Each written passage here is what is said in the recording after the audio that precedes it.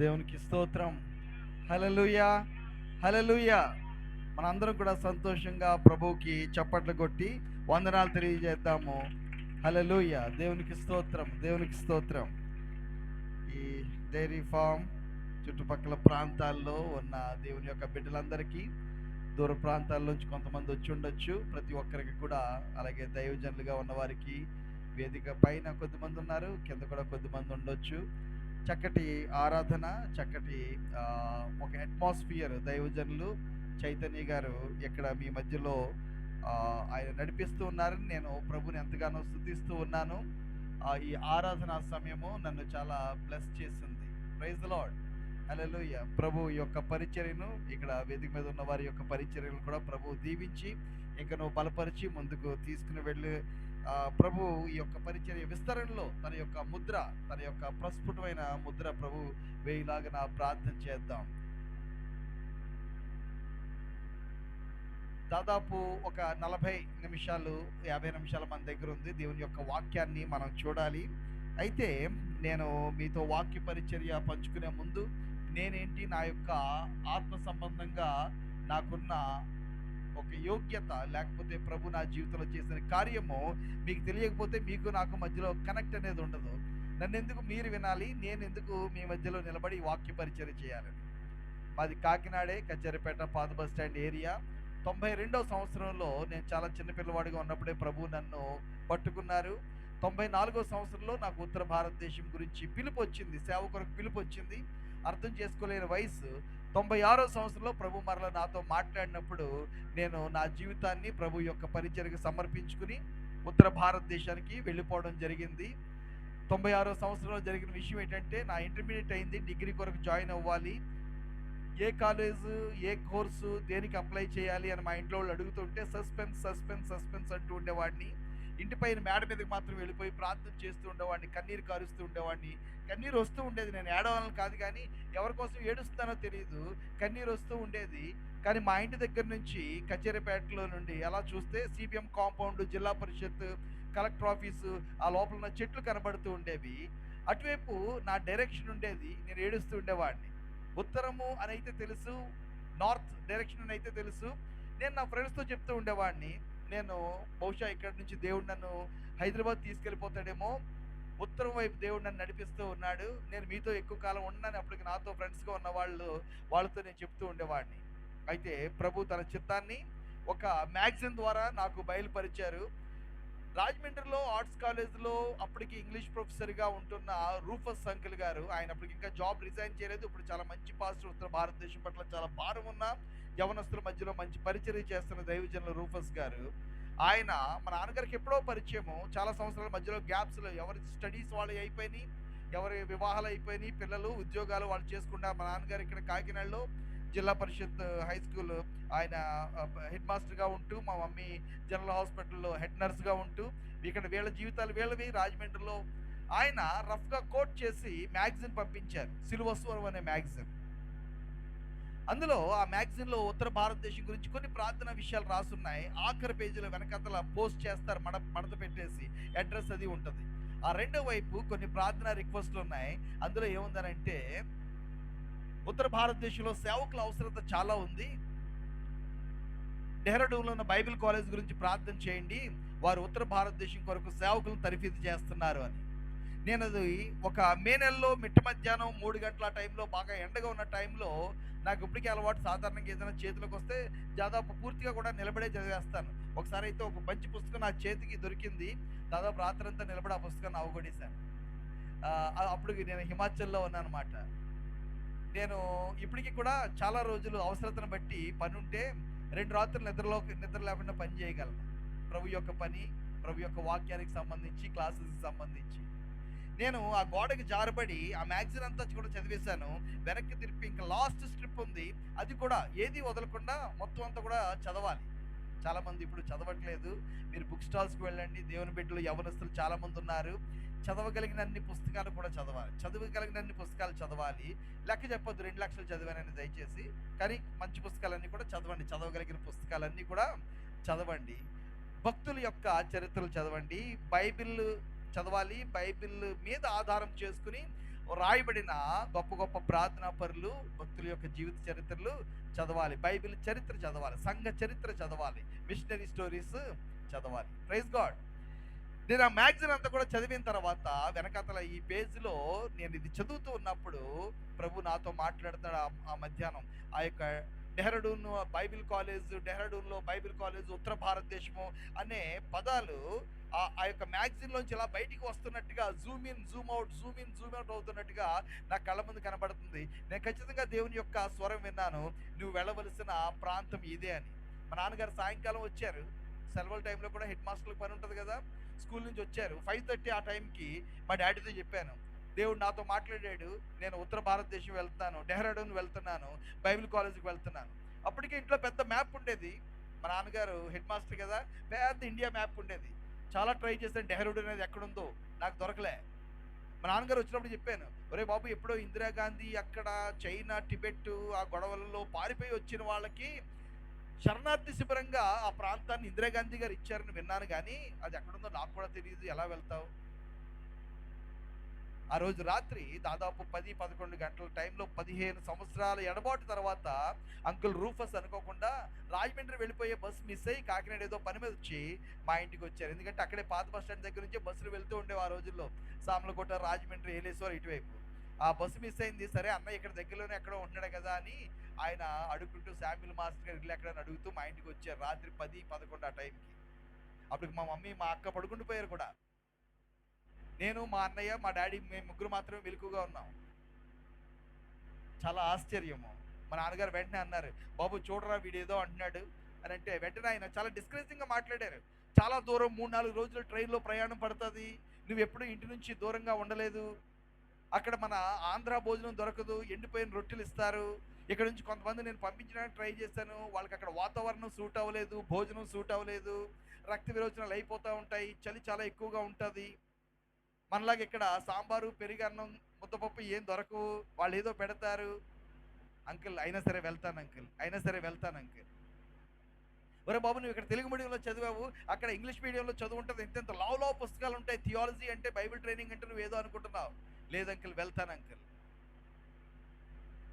చాలా రకాలుగా నేను సన్నగా, చాలా సన్నగా, పేలగా, నా అంత బలహీనంగా ఇక్కడ కుర్రోళ్ళు ఎవరు లేరేమో కూడా, చాలా సన్నగా బలహీనంగా ఉన్నట్టుగా ఉండేవాడిని. యాక్టివ్గానే ఉండేవాడిని, స్పోర్ట్స్ ఆడేవాడిని, కానీ చూడడానికి చాలా సన్నగా ఉండేవాడిని.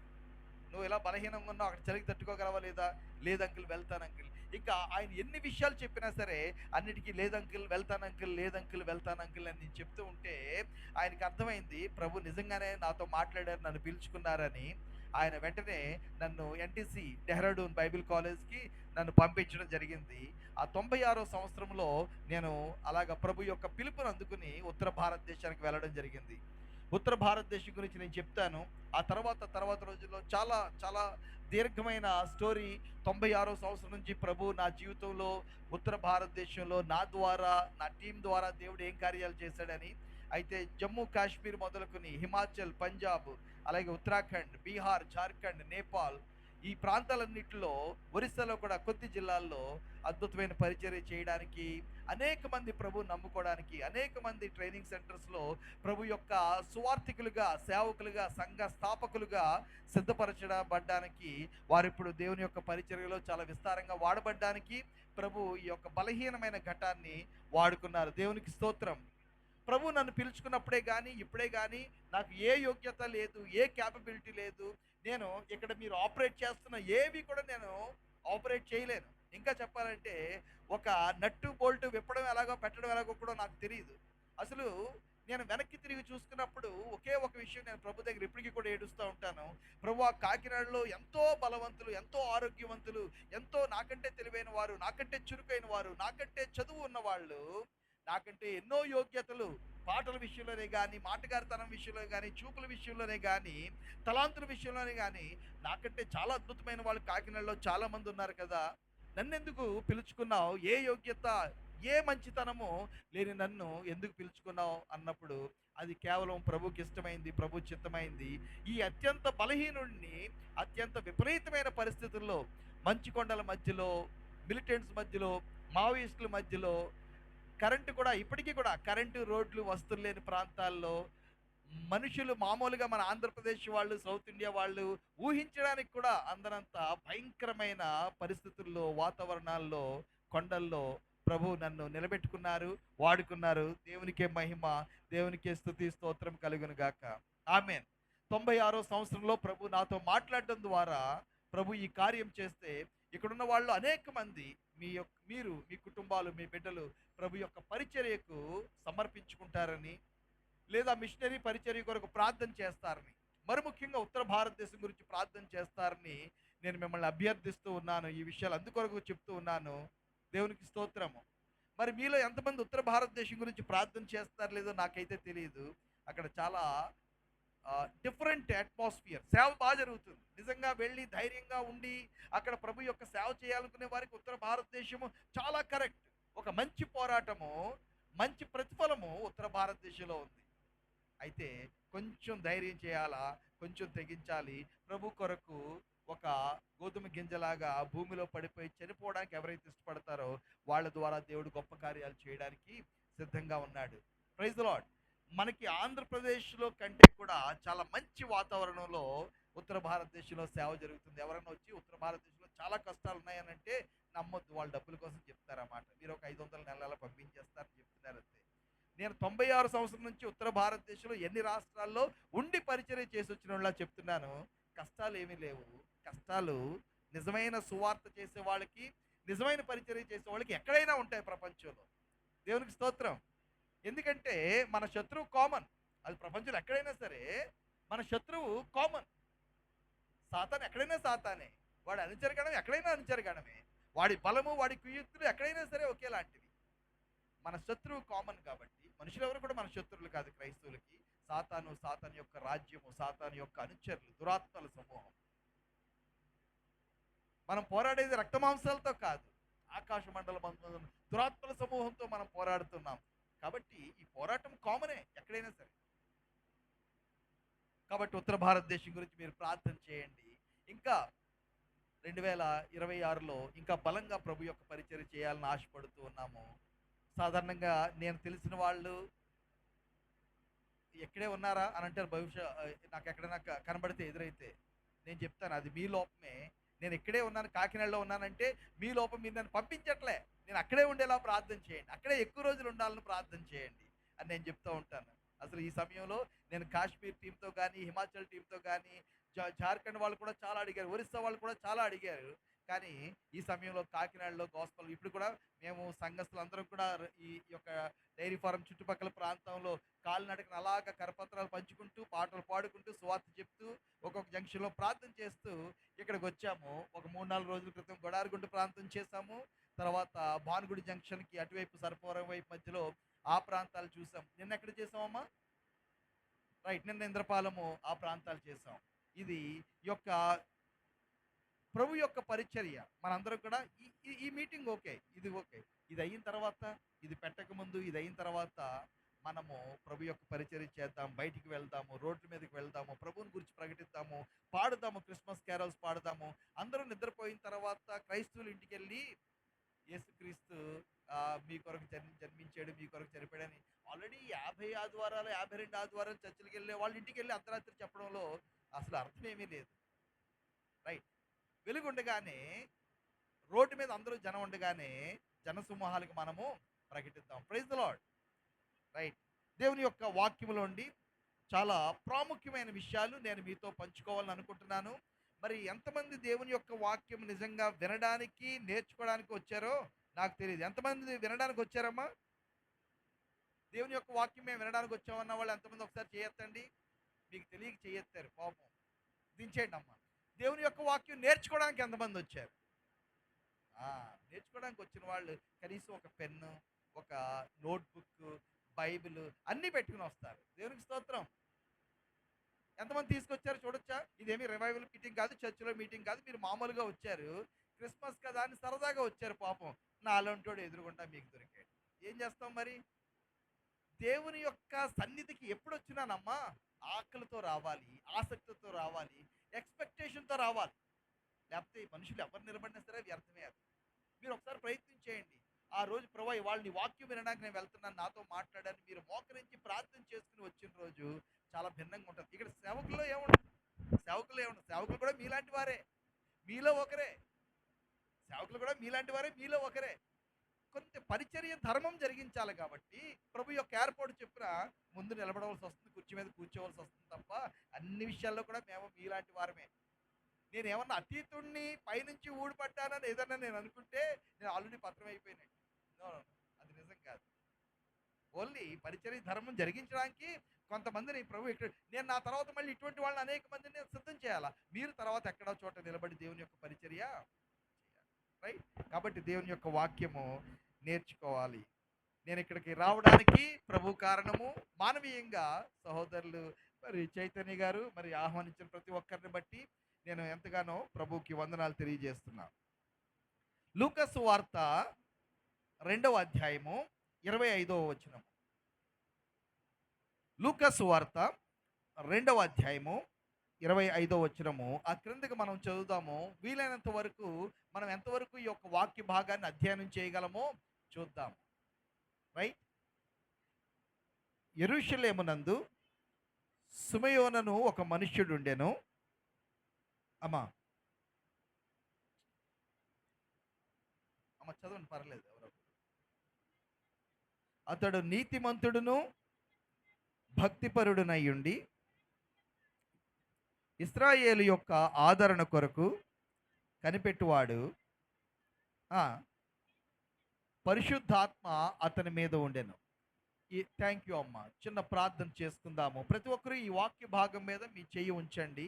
ప్రభువా నాతో మాట్లాడని ప్రార్థన చేయండి. ఈ వాక్య భాగం మీద మీ చెయ్యి ఉంచండి. మహోన్నతులైన మా ప్రభువా, నీ పాద సన్నిధికి వస్తున్నాము. ఇంతవరకు ఈ కార్యక్రమాన్ని మీరు చాలా మర్యాదగా సక్రమంగా జరిపించుకున్నారు. వాక్య పరిచర్యలో మమ్మల్ని మరుగు చేసి మీ స్వరము, మీ సువార్త, మీ శోభ మా మధ్యలో కనపరచండి. మీ నామాన్ని మహిమపరుచుకునండి. మీ కుమారుడైన యేసుక్రీస్తు మా మధ్యలో పైకెత్తబడును గాక. మా రక్షకుడైన యేసుక్రీస్తు నామంలో ప్రార్థన అడిగి వేడుకొనుచున్నాం తండ్రి. ఆమేన్. రైట్. నేను మాట్లాడుతున్నంతసేపు మాత్రం మీకు నాకు మధ్యలో ఒప్పందం ఏంటంటే, మీరు మధ్యలో లేచి అటు ఇటు తిరగకూడదు, వెళ్ళకూడదు, డిస్టర్బ్ చేయకూడదు. పక్కన ఏం జరుగుతున్నా సరే మీరేమీ కూడా ఇబ్బంది పడద్దు. నా వైపు చూడండి.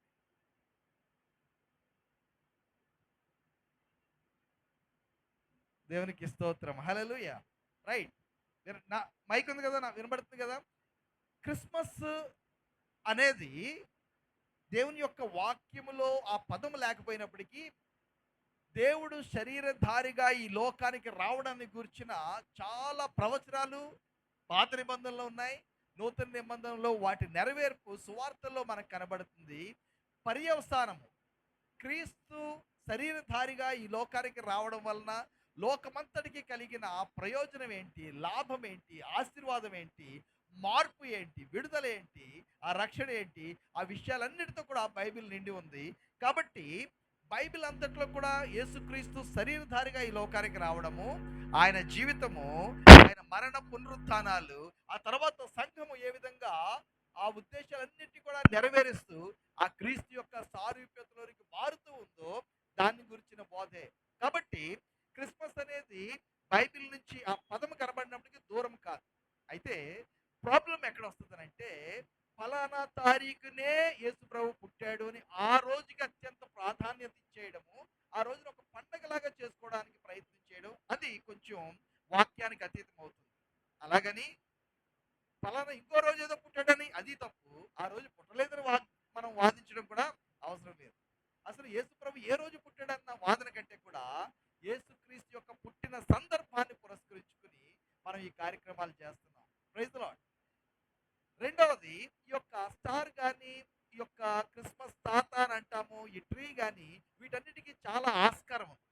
నేను సినిమాలు చూసి చాలా సంవత్సరాలు అయింది, కానీ సాధారణంగా ఇంటర్వ్యూస్ అయ్యి నేను చూస్తూ ఉంటాను, చదువుతూ ఉంటాను.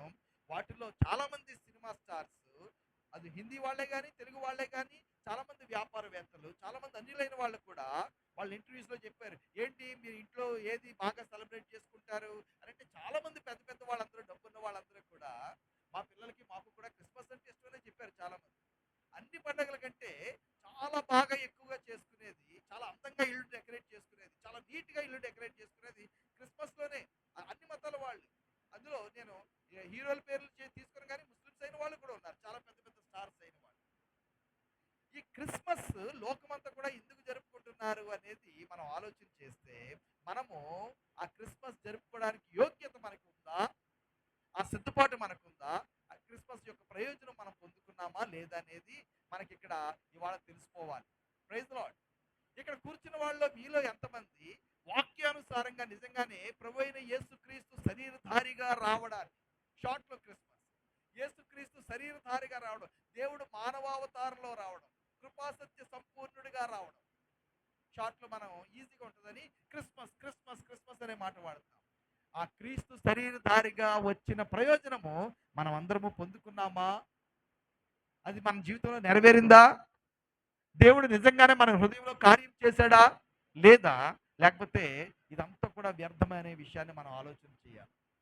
ఇక్కడ సిమియోను యొక్క జీవితంలో కనబడుతున్న ఈ 4 ప్రధానమైన యోగ్యతల్ని చాలా క్లుప్తంగా చెప్పి నేను సమయం ఉంటే ముందుకు వెళ్ళడానికి ఆశపడుతూ ఉన్నాను. ఏ 4 విషయాలు సిమియోన్ అనే ఈ వ్యక్తిలో కనబడుతున్నాయనంటే, పైన మనం చూద్దాము, యెరూషలేమునందు సిమియోనను ఒక మనుష్యుడు ఉండెను. అతడు నీతిమంతుడును భక్తిపరుడును ఇశ్రాయేలు యొక్క ఆదరణ కొరకు కనిపెట్టువాడును పరిశుద్ధాత్మ అతని మీద ఉండిన వాడుగాను ఉన్నాడు. అతని గురించి చెప్పబడిన ఇంకొక మాట ఏమిటంటే, అతడు ప్రభు యొక్క క్రీస్తును, మీ దగ్గర బైబిల్స్ ఉంటే మీరు చాలా జాగ్రత్తగా చూస్తారు, ప్రభు క్యాపిటల్స్ లో ఇచ్చారు. యెహోవా. ప్రభు అనేది, రాజులు కూడా ప్రభు అనే మాట కొన్ని సందర్భాల్లో వాడతాము. నో నో నో, ఇది తెలుగు బైబిల్లో మొత్తం ప్రభు అనే 3 అక్షరాలు కూడా బోల్డ్ లో క్యాపిటల్స్ లో ఇచ్చారు. అంటే ది లార్డ్, యెహోవా దేవుడు, సర్వ సృష్టికర్త అయిన దేవుడు. అతడు ప్రభు యొక్క క్రీస్తును అనే మాట వాడారు. ఆ క్రీస్తు అనేది శరీరధారిగా వచ్చిన యెహోవా, తనను తాను కనపరుచుకున్న యెహోవా. రైట్. అతడు ప్రభు యొక్క క్రీస్తును, ఆ వాక్కు శరీరధారిగా ఈ లోకములో రావడాన్ని చూడక మునుపు మరణము పొందడని అతనికి పరిశుద్ధాత్మ చేత బయలుపరచబడి ఉండెను. ఆత్మవశుడై అతడు దేవాలయములోనికి వచ్చెను. లూకా సువార్తలో చాలా ప్రధానమైన విషయం, మనం మిస్ అవ్వలేని విషయం ఏంటంటే, క్రిస్మస్ను మనం చాలా చూస్తున్నాము. అయితే లూకా సువార్త ప్రారంభం నుంచి అంతం వరకు కూడా పరిశుద్ధాత్మ, దేవుని యొక్క ఆత్మ, ఆత్మ అనే మాట ఎన్నిసార్లు ఉందో, ప్రభు అయిన యేసుక్రీస్తు వారి యొక్క పరిచర్యలు కూడా ఆత్మ అనే మాట ఎన్నిసార్లు ఇవ్వబడిందో, ఆయన ఆత్మచేత, ఆత్మవశుడై కొనుపోబడి ఆత్మచేత అనే మాట ఎన్నిసార్లు రాయబడ్డారో మనం ఆలోచన చేస్తే చాలా ఆసక్తికరంగా ఉంటుంది. ఈ యొక్క సిమియోను యొక్క యోగ్యతలు చాలా స్పష్టంగా మనకు ఉన్నాయి కదా. మొట్టమొదటిది ఏంటమ్మా చెప్పండి? ఆయన మొట్టమొదటి ఏమై ఉన్నాడు? ఆయన నీతిమంతుడై ఉన్నాడు. మనం నీతిమంతులమేనా దేవుని దృష్టిలో? మనం నీతిమంతులకి ఎంచబడతామా? దేవుడే, పరిశుద్ధాత్మ దేవుడే ఇక్కడికి వచ్చి నిలబడి మన సంఘం గురించి, ఇక్కడున్న వారి గురించి సాక్ష్యం చెప్పగలిగితే, ఈ సాక్ష్యం మనలో ఎంతమంది పొందుకుంటామో నా ప్రార్థన, మనలో అందరము కూడా ఈ రాత్రి ప్రభు ద్వారా ఆ సాక్ష్యము పొందడానికి యోగ్యులుగా జీవించలాగిన ప్రభు మనకి సహాయం చేయనుగాక. రెండవది, ఆయన ఏంటట? భక్తిపరుడు అనే మాట వాడారు. ఆయన నీతిమంతుడు. రెండవది, ఆయన భక్తిపరుడు. మూడవది ఏం వాడారనంటే, ఆయన ఇశ్రాయేలు యొక్క ఆదరణ కొరకు కనిపెడుతూ ఉన్నాడు. ఇది ఒక ప్రస్ఫుటమైన ఒక క్వాలిటీ, ఒక క్యారెక్టర్ సిమియోను యొక్క జీవితం గురించి. అలాగే నాలుగవది ఏంటంటే, పరిశుద్ధాత్మ ఆయన మీద ఉన్నది. రైట్. మొదటి విషయాన్ని నేను మీకు ఎక్స్ప్లెయిన్ చేయాలనుకుంటున్నాను. చాలా సింపుల్ పదాల్లో నేను మీకు ఈ విషయాన్ని మనలో ఎవరైనా నీతిమంతులమా అంటే ఏ భేదమును లేదు, అందరూ పాపము చేసి దేవుడు అనుగ్రహించు మహిమను పొందలేకపోతున్నాము. నీతిమంతుడు లేడు, ఒక్కడును లేడు. దేవుని యొక్క కన్ను భూమి మీద చేస్తూ ఉంటే, భూమి మీద దౌర్జన్యము, దురాగతాలు, పాపము, దేవుని యొక్క టెస్టిమనీ ఆది కాండములోనే మనిషి గురించి. ఎందుకంటే మనుషుల, నరుల యొక్క చెడుతనము భూమి మీద, అందరూ ఒకసారి చెప్పండి, నరుల యొక్క చెడుతనము భూమి మీద గొప్పదనే మాట వాడారు. మనం చాలా గొప్పలు మనం చెప్పుకుంటాము, కానీ దేవుడు చెప్పే జనరల్గా మొత్తం ప్రపంచం అంతా ఉన్న మనుషులందరి యొక్క ఒక గొప్ప ఏంటంటే, దేవుడు ఏం చెప్తున్నాడంటే, మనుషులు, నరుల యొక్క చెడుతనము భూమి మీద దేవుని దృష్టిలో చాలా ఘోరమైందని అర్థం. అక్కడ దేవుడు గొప్పది అని అంటాడంటే, ఓ భరించలేనంత ఉంటుంది. దేవుని యొక్క దృష్టిలో మనుషుల యొక్క చెడుతనము, వారి యొక్క హృదయము, వారి యొక్క తలంపులు, వారి యొక్క ఆలోచనలోని ఊహ అంతయు ఎల్లప్పుడూ కేవలము సూపర్లేటివ్స్ వాడారు బైబిల్లో. అంటే అత్యంత ప్రత్యేకమైన పదాలు. వారి యొక్క హృదయము, వారి యొక్క అంతరంగము, వారి యొక్క తలంపులు, ఆలోచనలోని ఊహ ఏంటట? అంతయు ఎల్లప్పుడూ కేవలము చెడ్డది. చాలామంది ఇప్పుడు భారతదేశంలో సువార్త ప్రకటిస్తుంటే మేము పాపులం కాదు, మీరు అంటున్నారు పాపులం అని. మేము పాపులం కాదంటున్నారు. వారి గురించి దేవుని యొక్క వాక్యం ఏమంటుందో తెలుసా? తనలో పాపము లేదని అనుకునేవాడు దేవుణ్ణి మోసం చేస్తున్నాడు, దేవుణ్ణి అబద్ధకుని చేస్తున్నాడు, తనను తాను మోసం చేసుకుంటున్నాడు. మీలో ఎవరైనా సరే తనలో పాపం లేదని అనుకుంటే అది చాలా అహంకారము. మానవుడు జన్మతః పాపి, కర్మేణా కూడా పాపే. చాలామంది జన్మతః పాపాన్ని ఒప్పుకుంటారు. ఎస్, నా తప్పు కాదు, నేనేమి చేయలేదు, నేను చిన్నప్పటి నుంచి బాగానే ఉన్నాను, నేను సండే స్కూల్కి వెళ్ళాను, నేను వాక్యం చదువుతున్నాను, చాలామంది చేసే చాలా పనులు నేను ఎప్పుడు కూడా చేయలేదు, ఫలానా వారిలాగా నేను లేను అని చాలాసార్లు స్వనీతి మనలో విర్రవీగి మాట్లాడుతూ ఉంటుంది. వాక్యం ఏం చెప్తుందంటే, ఏ భేదమును లేదు, అందరూ పాపము చేసి, క్రియాపాపం గురించి యూనివర్సల్గా దేవుని యొక్క వాక్యం మాట్లాడుతుంది. ఒకవేళ ఎవరైనా నాకు క్రియాపాపం లేదు అని అనుకుంటే అది తమను తాము మోసం చేసుకుంటున్నారు. రెండవది, దేవుణ్ణి అబద్ధకుడిని చేయడానికి ప్రయత్నం చేస్తారు. ఆయన అబద్ధకుడు అవ్వడు. మనిషి ఆ మాట, ఆ నింద దేవుని మీద వేస్తున్నాడు. ప్రభా, నువ్వు చెప్పింది అబద్ధం, నేనే పాపం చేయలేదని మనిషి అంటున్నాడు. నో, అది సాధ్యం కాదు. సో ఈ నీతి అనేది మరి ఎక్కడి నుంచి వస్తుంది? ఎవరు నీతిమంతులుగా పరిగణించగలరు? దేవుని యొక్క వాక్యంలో నీతిమంతులుగా పరిగణించబడుతున్న వారికి ఆ నీతి ఎలా వస్తుందని అంటే, దేవుని యొక్క ఆజ్ఞాతిక్రమమే ఒకవేళ పాపమైతే, అనీతి అయితే, దేవునికి మరలా విధేయత చూపించడం, దేవుని యొక్క విధేయ జీవితంలోకి రావడమే మనకి నీతి. దేవునికి స్తోత్రం, హల్లెలూయా. జాగ్రత్తగా వినండి. ఏ భేదం లేదు, అందరూ పాపము చేసి అని అంటున్నాం. మనకి క్రియాపాపం ఉంది. జన్మతః మనం ఎలాగా పాపులమే. పాపపు స్వభావంలోనే సిన్ అనే మాట ఒక ఎక్రోనిమ్ ఇస్తా ఉన్నాం. ఆ ఎక్రోనిమ్ ఏంటంటే సాటన్స్ ఇంజెక్టెడ్ నేచర్. ఎప్పుడైతే మనము దేవుని యొక్క స్వరూపంలో, స్వభావంలో మనిషి చేయబడ్డాడు అంటే చూడగానే మనిషిలో దేవుడు కనబడాల. అలాగే దేవుడు చేయడానికి ఉద్దేశించాడు. అయితే ఇప్పుడు చూసిన వాళ్ళు, ఎదుటి వాళ్ళు దేవుడు కనబడుతున్నాడా? న్యూస్ పేపర్లో చూడండి, బయట ఎక్కడ సమాజంలో చూడండి, ఎదుటి వారిలో దేవుడు కనబడుతున్నాడా? లేకపోతే రెండో మాట చెప్పడం నాకు ఇష్టం లేదు. ఎవరు కనబడుతున్నారు మన ఎదుటి వారిలో? ఎవరి స్వభావము, ఎవరి లక్షణాలు, ఎవరి మాట తీరు, ఎవరి ప్రవర్తన తీరు కనబడుతుందనంటే దెయ్యము. ఆ దెయ్యమే సాతాను, అపవాది యొక్క తత్వము, అపవాది యొక్క ముఖము, అపవాది యొక్క ప్రవర్తన, అపవాది యొక్క స్వభావము మనుషుల్లో బయటికి వస్తూ ఉంది.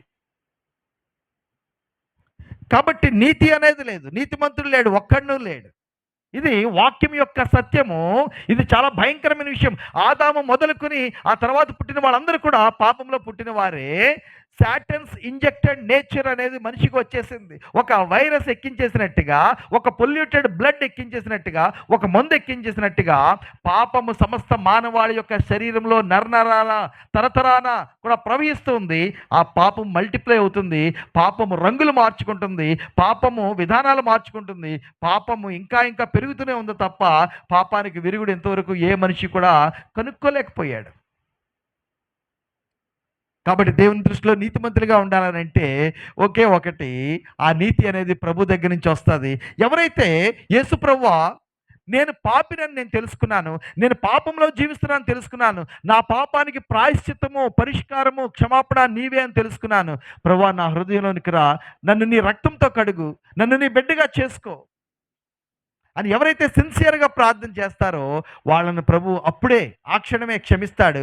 వారి హృదయాన్ని కడిగి వారి జీవితాన్ని మార్చివేసి వారికి నిత్య జీవాన్ని, పరలోక రాజ్యాన్ని, నీతిని ఆయన అనుగ్రహిస్తాడు. ఆయన ద్వారానే నీతి వస్తుంది తప్ప మనుషుడు ఏమి సంపాదించి కూడా, ఏమి చేసి కూడా, ఏమి ఇచ్చి కూడా ఆ నీతిని కొనుక్కోలేడు. ఒకవేళ నీతిమంతులు పరలోక రాజ్యంలోకి వెళ్ళాలి. పరలోక రాజ్యంలోకి వెళ్ళినప్పుడు గేటు దగ్గర ప్రభు మనల్ని ఆప్ చేస్తే, దేవదూతలు మనల్ని ఆప్ చేస్తే, నేను నిన్ను పరలోక రాజ్యంలోకి ఎందుకు తీసుకోవాలని అడిగితే మనం ఏం చెప్తాం? నేను 52 ఆదివారాలకి 52 ఆదివారాలు వెళ్ళాను కాబట్టి తీసుకోండి అని చెప్తామా? అది సరిపోదు. క్రిస్మస్ జరుపుకోవడానికి భోజనాలకి బట్టలు బియ్యం బస్తాలు ఇచ్చానని చెప్తే ప్రభు పరలోక రాజ్యానికి రానిస్తాడా? రానివ్వడు. పలానా చర్చికి వెళ్ళి నేను క్యాండిల్స్ వెలిగించాను, దాన ధర్మాలు చేశానంటే ప్రభు రానిస్తాడా? రానివ్వడు. నేను క్రిస్మస్ చాలా చక్కగా ప్రతి క్రిస్మస్కి కొత్త చీర కనుక్కుని జరుపుకున్నాను నేను అంటే ప్రభు పరలోకానికి రానిస్తాడా? రానివ్వడు. అన్నదానం చేశాము, భూదానం చేశాము, విద్యాదానం చేశాము, ఈ దానాలన్నీ కూడా మంచిదే. అయితే అవి రక్షణ తీసుకుని వస్తాయా అంటే రావు. ఏ ప్రయాణం చేస్తే వస్తాయి? ఆ దేవునికి మనం ఏమిచ్చి రక్షణను, ఆయన నీతిని మనం కొనుక్కోగలం, ఆయన పరిశుద్ధతని మనం కొనుక్కోగలం అంటే దేని ద్వారా కూడా సాధ్యం కాదు. ఒకే ఒక పరిష్కారము, రక్తము చిందించబడకుండా పాప క్షమాపణ లేదు కాబట్టి ఆ రక్తము పరమాత్ముడే, పరిశుద్ధుడైన దేవుడే, పాపరహితుడైన దేవుడే మన కొరకు రక్త మాంసాల్లోకి వచ్చి ప్రాణం పెట్టి బలి అయి మన యొక్క ప్రాయశ్చిత్తాన్ని తీసుకుని రావాలి. దేవుడు ఆత్మయ్య ఉన్నాడు. దేవుడు ఆత్మయ్య ఉన్నాడు. ఆయన మనుషుడు చూడలేని, మనుషుడు ఎప్పటికీ కూడా ప్రవేశించలేని, సమీపించలేని వెలుగులో తేజస్సులో నివసించి ఆత్మజీవి అయి ఉన్నాడు దేవుడు. ఆయన ఆత్మరూపి అయి ఉన్నాడు. మరి ఆత్మరూపి అయి ఉన్న దేవుడు ప్రాణం ఎలా పెట్టగలడు? ఆత్మరూపి అయిన దేవుడు రక్తం ఎలా చిందించగలడు? కాబట్టే ఆయన శరీరధారిగా ఈ లోకానికి యేసుప్రభుగా వచ్చాడు. దేవునికి స్తోత్రము. ఆయన మన కొరకు ప్రాణం పెట్టడానికి వచ్చాడు. ఆయన మనుషుల యొక్క పాపము కొరకు పరిష్కారాన్ని చూపించి మనుషులందరికీ కూడా తన నీతిని ఇవ్వడానికి వచ్చారు. ఎవరైతే యేసుప్రభువా నీవు నా కొరకు నన్ను పాపం నుంచి రక్షించడానికి వచ్చిన దేవుడు అని తెలుసుకున్నాను, నా స్థానంలో నాకు బదులుగా నా పాపాన్ని సిలువ మీద నువ్వు భరించి వేసావని నేను నమ్ముతున్నాను. యోహాను 3:16 మనందరికీ తెలిసిన వాక్య భాగమే. మీలో చాలామంది బై హార్ట్ చెప్పగలరేమో అని అనుకుంటున్నాను, కంఠస్థ చెప్పగలరేమో అనుకుంటున్నాను. దేవుడు లోకమును ఎంతో ప్రేమించెను కాగా తన అద్వితీయ కుమారునిగా పుట్టిన వాని యందు విశ్వాసముంచు ప్రతివాడు నశింపక నిత్య జీవం పొందినట్లుగా ఆయన అనుగ్రహించబడ్డాడు. అది క్రిస్మస్ యొక్క ఉద్దేశము, సారాంశము. మనుషుడు ఈ నీతిని ఏమిచ్చి కూడా సంపాదించుకోలేడు. మనిషి నరకానికి కొనుపోబడుతూ ఉన్నాడు, మరణానికి కొనుపోబడుతూ ఉన్నాడు, నాశనం వైపు జారిపోతూ ఉన్నాడు. ఈ నాశనంలోనికి, నిత్య నరకాగ్నిలోనికి వెళ్ళిపోతున్న మనిషి ఒకవేళ పాపంలోనే కన్ను మూస్తే ఇక డెలివరెన్స్ అనేది లేదు, విమోచన అనేది లేదు, పరిష్కారం అనేది లేదు, విడుదల అనేది లేదు, రక్షణ అనేది లేదు. అక్కడ 10 సంవత్సరాలు కాదు, 100 సంవత్సరాలు కాదు, 1000 సంవత్సరాలు కాదు, అక్కడ నరకము నిజము. ఈ లోకము కంటే కూడా నరకము నిజమే ఉంది. నరకము మనకి దేవుడు ఉద్దేశించింది కాదు, అపవాదికిని వాని దురాత్మలకు నరకం సిద్ధపరచబడుతూ ఉంది. అయితే ఎవరైతే యేసు ప్రభువులో ఉన్న రక్షణను తిరస్కరిస్తారో, చాలా విచారకరమైన విషయము, వారు నరకానికి మాత్రమే పాత్రులు. అయితే సువార్త ఇది. మనం నరకానికి వెళ్ళడం గత్యంతరం ఏమి కాదు మనకి, అదే అంతిమ విజయం ఏమి కాదు, మనకి అంతిమ విషయం ఏమి కాదు. నరకాన్ని మనం తప్పించుకోవచ్చు. మనల్ని నరకము నుంచి పరలోకము, ఆ యొక్క చీకటి సామ్రాజ్యంలో నుండి తన కుమారుడైన యేసుక్రీస్తు యొక్క వెలుగు రాజ్యంలోకి నడిపించడానికి ప్రభువైన యేసుక్రీస్తు లోకానికి వచ్చి, ఎవరైతే సిలువ మీద ఆయన చనిపోయింది, నా కొరకు చనిపోయాడు ఆయన, నా స్థానంలో చనిపోయాడు ఆయన, నాకు బదులుగా చనిపోయాడు ఆయన. నేను పాపిని కాబట్టి, నేను ప్రభు ద్వారా క్షమించబడవలసిన అవసరం ఉంది కాబట్టి, నాకు క్షమాపణ ఇవ్వడానికి ప్రభువైన యేసుక్రీస్తు సిలువ మీద చనిపోయాడు అని ఎవరైతే ఆయన దగ్గరకు వచ్చి తమ పాపపు స్థితి ఆయన దగ్గర ఒప్పుకుని, ప్రభువా నా జీవితంలో నన్ను క్షమించు, నన్ను నీ బిడ్డగా చేసుకో, నీ రక్తంతో నన్ను కడుగు, ఈ ప్రార్థన ఎవరు సిన్సియర్గా చేసినా వాళ్ళకి దేవుడు ఆ క్షణమే పరలోక రాజ్యాన్ని ఇస్తాడు. అప్పుడు మనం నీతిమంతులుగా పరిగణించబడతాం. Praise the lord. ఎప్పుడైతే యొక్క కొలస్సీలకు మనం తీయక్కల జాగ్రత్తగా వినండి చాలు. కొలస్సీలకు రాయబడిన పత్రిక 2వ అధ్యాయంలో రాతపూర్వకమైన ఒక పత్రం గురించి రాయబడి ఉంది.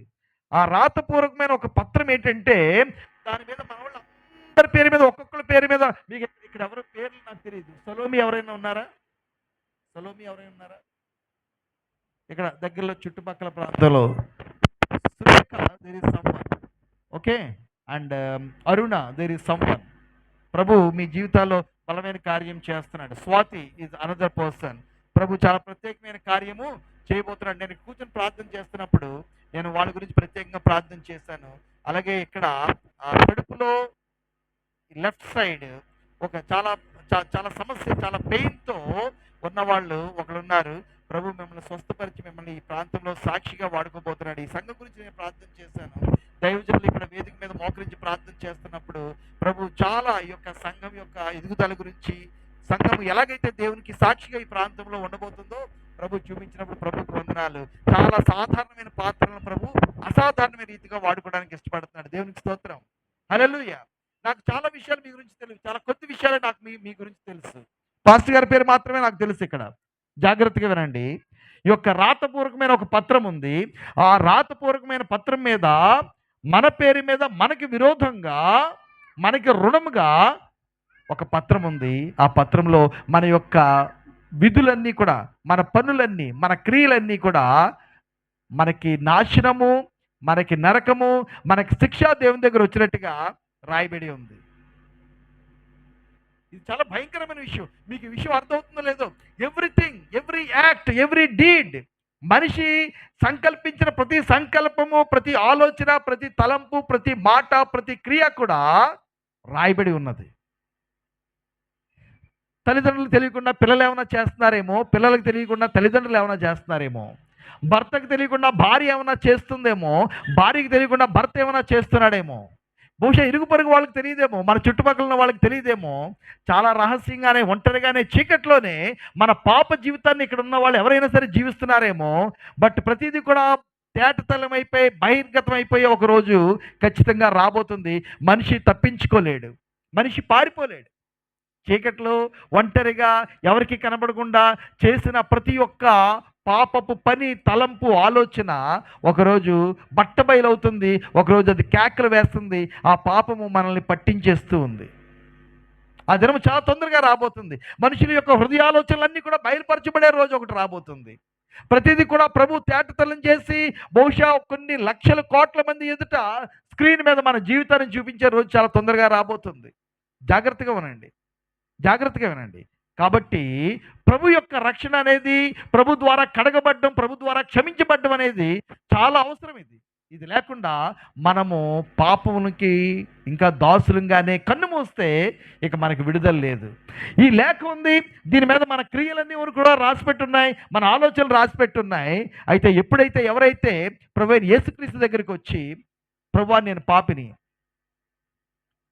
నీవు నా కొరకు, నాలాంటి వాళ్ళ కొరకు ఈ లోకానికి వచ్చావని నేను నమ్ముతున్నాను, నా హృదయాన్ని నీ రక్తంతో కడుగు నాయన అని సిన్సియర్గా ప్రభు దగ్గర తమ పాపం స్థితి ఒప్పుకుని, ఇవాళ నుంచి నేను ఆ పాపమును విడిచిపెడుతున్నాను, నీకు నా జీవితాన్ని ఇస్తున్నాను, ఇక మీదట నేను నీ కొరకు బ్రతుకుతాను ప్రభువా, పాపము లోకము జోలికి వెళ్లకుండా నాకు సహాయం చేయి, నన్ను కాపాడు, నన్ను నీ పరిశుద్ధాత్మతో నింపు నాయన అని ఎవరైతే ప్రార్థన చేస్తారో ప్రభు అయిన యేసుక్రీస్తు అదే సమయము దాని మీద ఉన్న చేవ్రాతను తుడిచివేస్తాడు. తన రక్తంతో, తన శారీరక దేహంలో మరణం ద్వారా ఆ ప్రార్థన, ఆ విశ్వాసము మన జీవితాన్ని సమూలంగా మార్చివేస్తుంది. దేవునికి స్తోత్రం. హల్లెలూయా.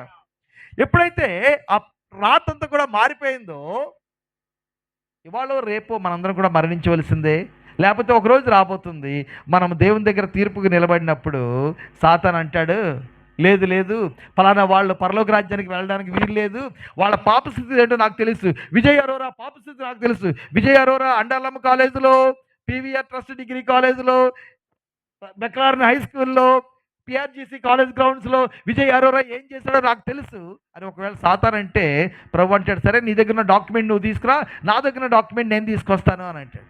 ఇద్దరు కూడా ఫైల్స్ తెరుస్తారు. సాతాను చాలా ఉత్సాహంతో విజయ్ అరోరా నరకానికి వెళ్ళిపోవలసింది, ఎందుకంటే వాడి పాపం నాకు తెలుసు అని సాతాను ముందుకు వస్తాడు. తీసి విజయ్ అరోరా ఫైల్ వెతికి ఆ కాగితం పట్టుకుని బయటకు వచ్చినప్పటికీ దాని మీద పాపం చాలా చిన్నప్పటి నుంచే చాలా విషయాలు రాసేశాడు. కానీ పరలోక రాజ్యంలో నేను ప్రవేశించే ముందు అది తీసినప్పటికీ అది తెల్లగా ఉంటుంది, దాని మీద ఏముండదు. సాతాను అంటాడు, మోసం మోసం మోసం దగా అంటాడు. నో, మోసం దగా కాదు. ఒకరోజు 92వ సంవత్సరంలో సమ్మర్లో రమీరాజు గారు కాకినాడలో యవనస్తులకి సభ పెట్టి మాట్లాడుతున్నప్పుడు విజయ్ అరోరా తన జీవితాన్ని నాకు ఇచ్చాడు, తన పాపం స్థితిని ఒప్పుకున్నాడు, కడగమని అడిగాడు.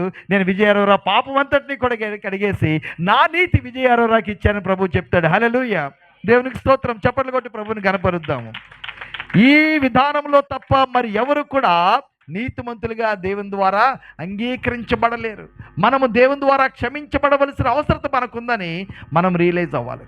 విచారకరమైన విషయం ఏంటంటే, క్రైస్తవ్యము అలవాటు అవుతుంది పిల్లలకు కూడా. మంచిదో చెడ్డదో చెప్పే అంత పెద్ద జ్ఞానిని కాదు నేను, కానీ మనము క్రీస్తుని పరిచయం చేయట్లే, రక్షణను మనం వాళ్ళకి అందించడం లేదు, కానీ క్రైస్తవ్యాన్ని అందిస్తున్నాం. చర్చ్ క్రైస్తవులు వెళ్ళాలి, చదవాలి, కంఠస్థ వాక్యాలు, పాటల పోటీలు, డ్యాన్సులు, కొరియోగ్రఫీ, క్రిస్మస్, యూత్ మీటింగ్, ఇంకా VBSలు ఇటువంటివి జరిగితే ఇంకా మొత్తం స్టేజ్ ఎరగొట్టడమే మన వాళ్ళు. వాక్యాలు నేర్చేస్తున్నారు, ప్రార్థన కూడా నేర్చేస్తారు. నాలాంటి వాళ్ళకి వాక్యం కూడా అందించేస్తారు. ఒక 10 సంవత్సరాలు చర్చిలో ఉంటే నెక్స్ట్ వాక్యం ఏం చెప్పాలో కూడా రిఫరెన్స్ వాళ్ళే చెప్పేస్తారు. ఏ ప్రసంగం ఎలాగ ముగింపు కావాలో, ఎప్పుడు ముగిస్తారో కూడా తెలిసిపోద్ది.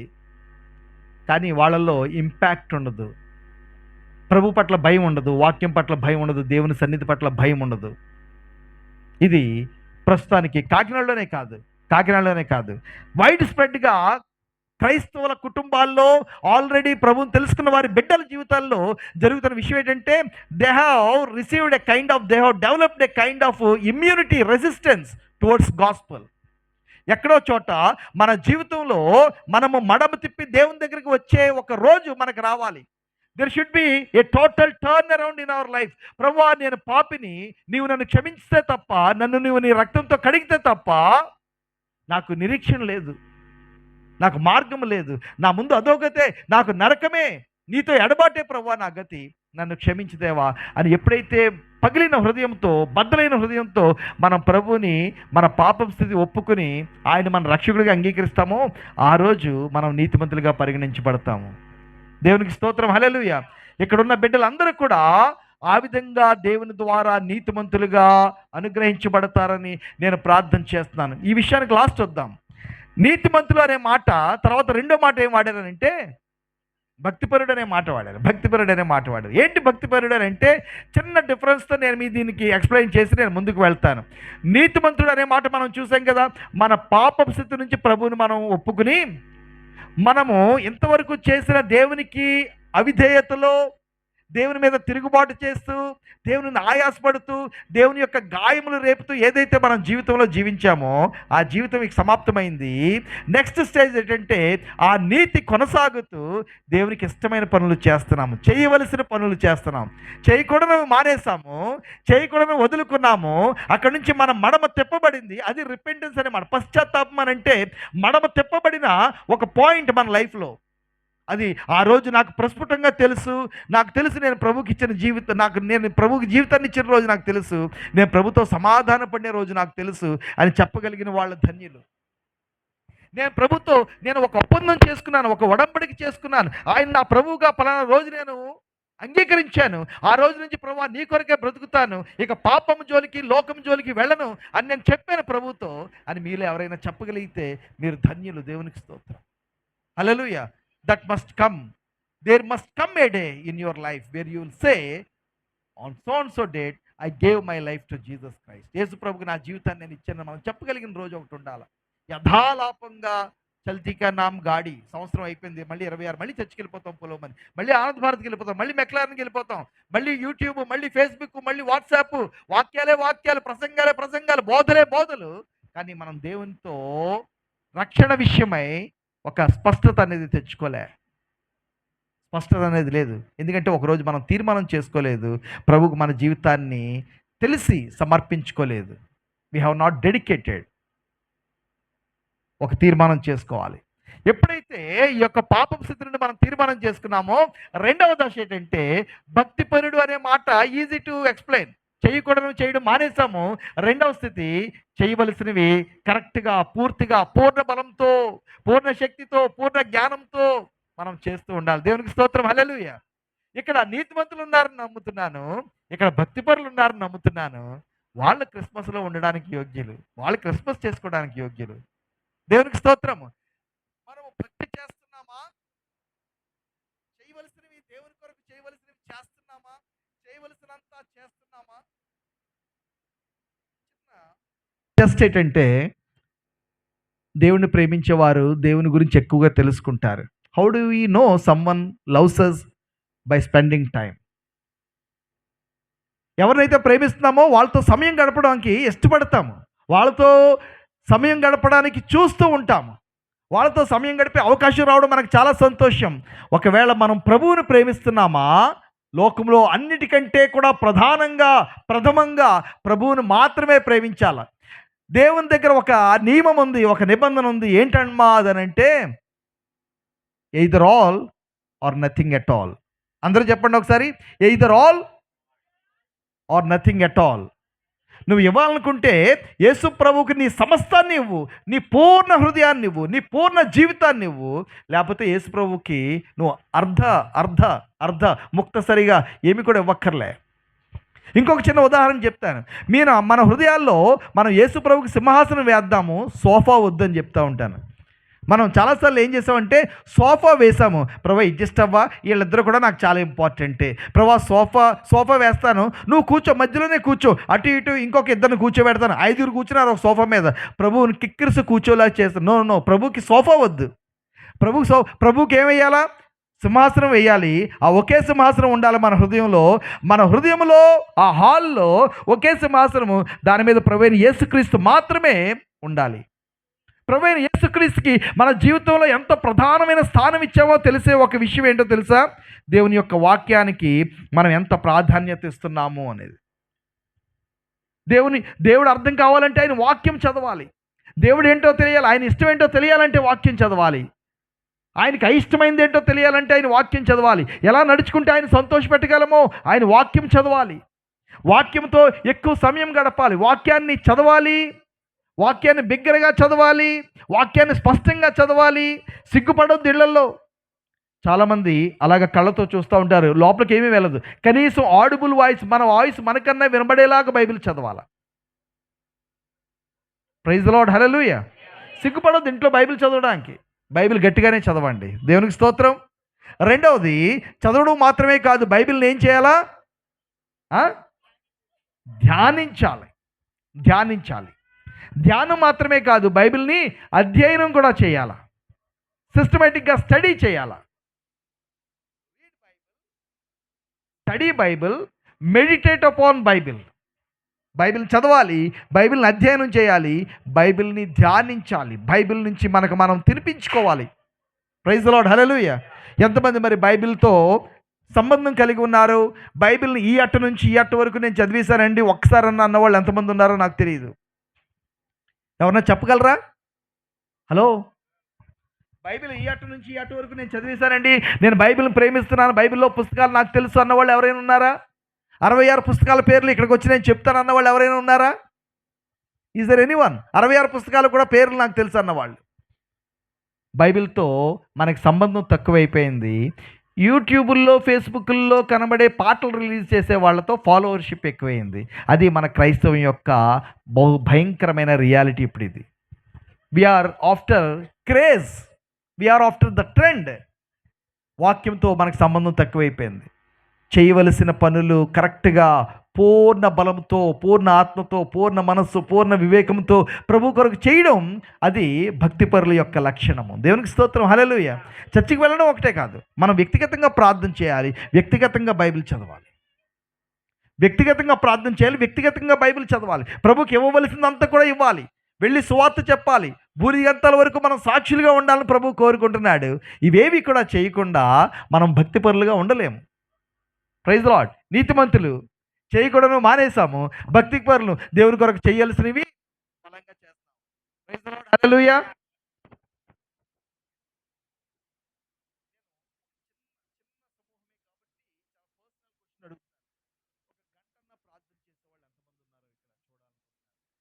ఎవరిని అవమానపరచడం కాదు.